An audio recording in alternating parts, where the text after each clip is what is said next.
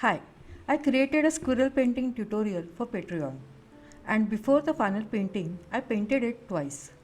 The final painting has some clean and lost edges, but the main technique which I intended to demonstrate was painting its bushy tail. So I had to practice the control on water as well as the color. As I mentioned before, the process of painting the squirrel is available on Patreon. There, I have explained color mixing, water control, and brush movements in detail, as well as how to soften the edges of the bushy tail of a squirrel.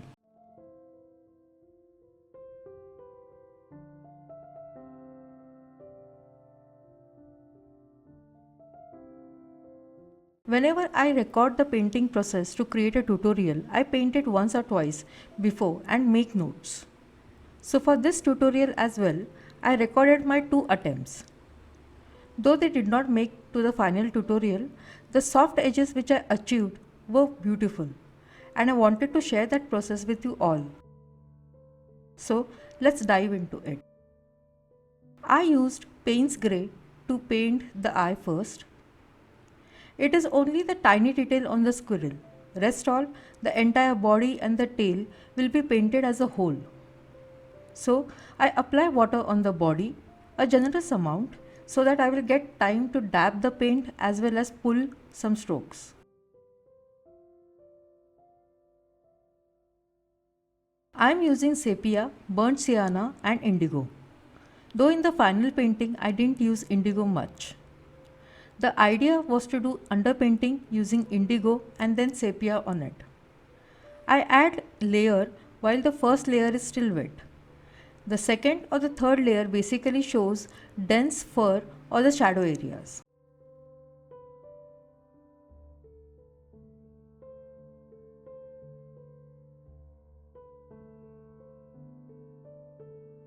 As I am adding layers, you can notice how smoothly sepia is spreading at the edges.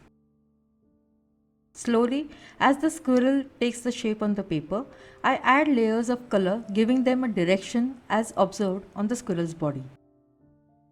By this time, even the paper has started to dry, so the color settles.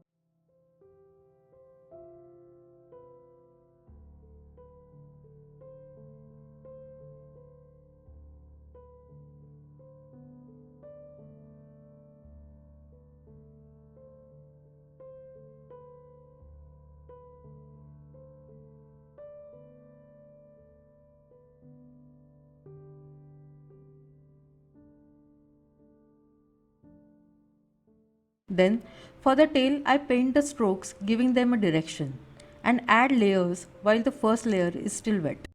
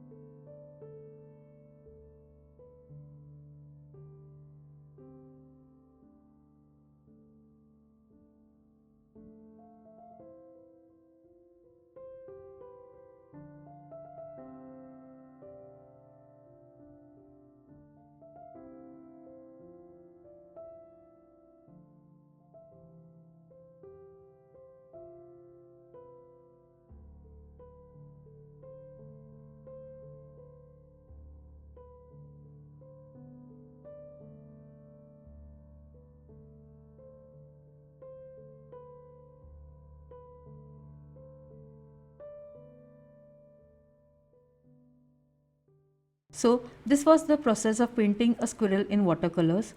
Do try this and let me know in the comments about your experience. See you all in the next video. Till then, happy painting.